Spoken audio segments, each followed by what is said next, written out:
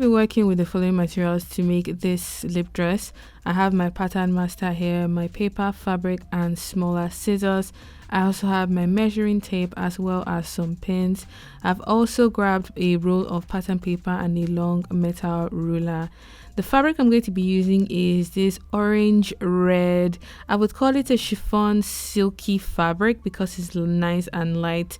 I also have matching thread as well as a pair of rings and sliders to make the straps adjustable.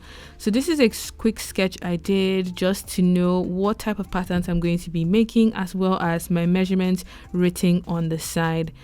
Here are some measurements that you need to take down. You need to measure across your top, front, chest, your bust, waist, hip, as well as decide on how long you want your dress to be.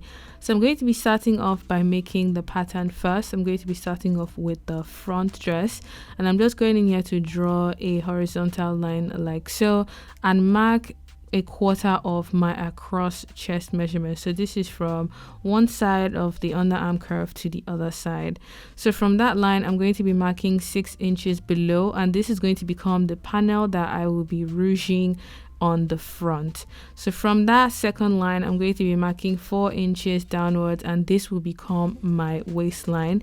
I'm just going in here to square it across, and then from my waistline mark 10 inches below, and that is going to become my hip line. So all of these measurements, I highly recommend that you measure yourself to get the best outcome. I'm just working with mine here. So once that is all done, I am going to be marking a quarter of each of these measurements. So a quarter of my under bust, a quarter of my waistline, and a quarter of my hip line as well. But first, I'm just marking my dress length, which is 36 inches. I sort of wanted it to be midi, which is like below my leg, so I could wear it with flats as well as with heels. So from that first line I marked up, I'm marking 3.5 inches downwards, and along that 3.5 inch mark, I'm going to be marking a quarter of my bust line. This is going to help me to draw in the front arm curve for the dress.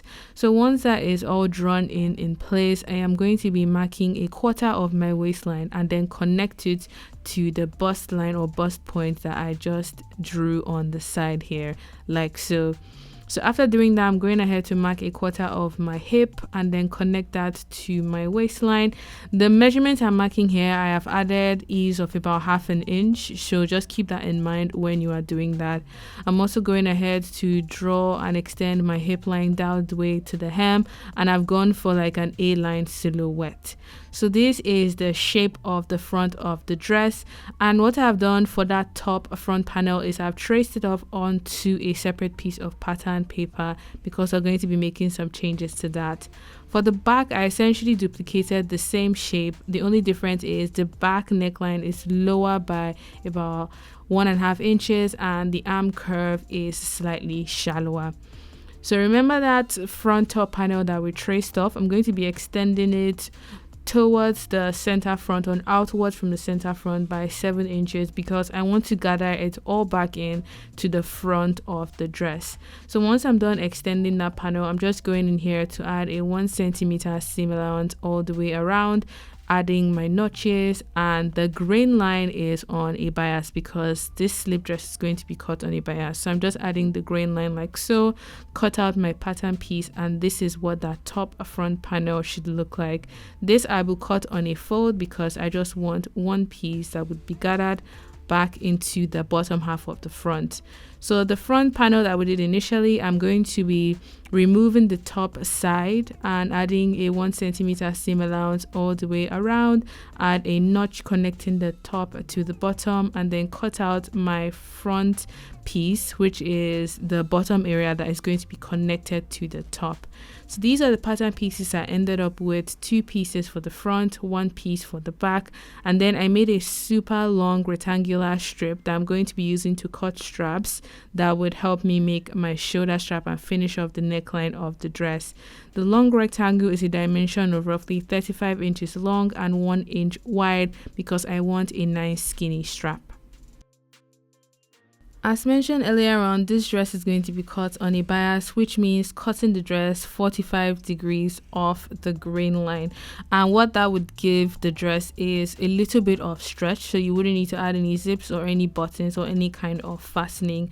For the straps that we cut for the shoulders, I'm going ahead to use my bias tape maker to make actual bias tape out of those straps, so it's just a lot easier to attach around the neck and around the arm curve to make the straps that the dress has. So these are all of the pieces I've cut out for my dress. We have the top front, the bottom front, the piece for the back, as well as the straps. I just cut 2 long rectangular straps, made bias with them, so I knew I had more than enough.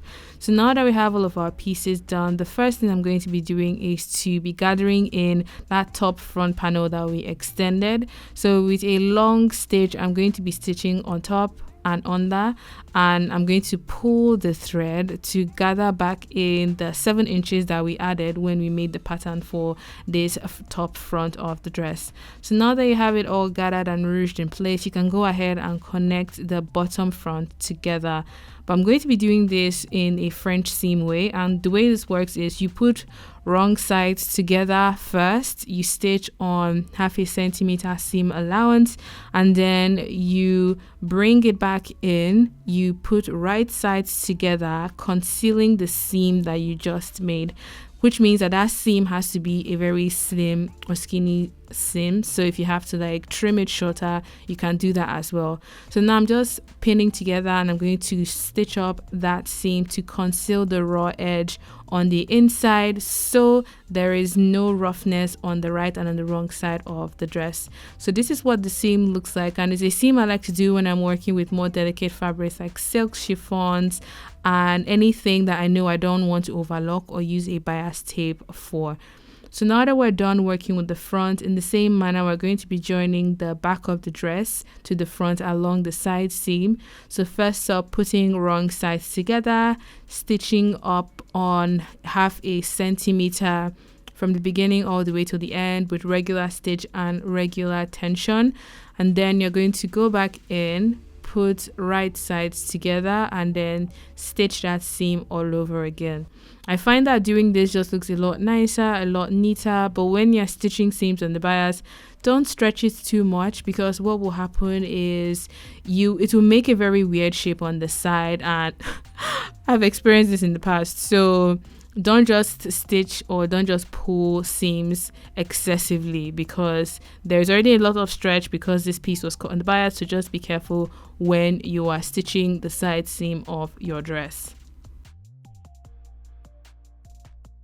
So this is what the side seam looks like. I went ahead to give it a press. I actually stitched a little bit too much over 1/2 centimeter.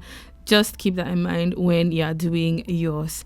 For the neckline, I'm going to go ahead and use the bias tape to finish the front and the back necklines. This you can do in 2 ways. So the first method I'm going to show you here is to first of all stitch the right side of the bias tape to the wrong side of your neckline on the inside, and then go back in, fold the bias tape over like this to conceal the seam or the raw edge. I think I did this in my ruffle blouse tutorial. So this way you have full control and full visibility of stitching on the right side using a top stitch to finish off the neckline. So this is one way to use the bias tape to finish the neckline. The other method I'm going to be showing you is how I'm going to be using it to conceal the arm curve, as you can see here. So this you would need to first up just pin up in place, and for the back you want to leave out about 2.5 inches. That would help you create the adjustable straps, and then in the front leave at least 13 inches because you want to have some room to make the strap adjustable, and then pin the rest into the arm curve. So for this second method, you would need to have a bias tape foot, and you just feed your garment and the bias tape into the foot, and it's a lot easier to do. But what could happen is seams could go out of place and you end up stitching only the bias and not catching the actual garment.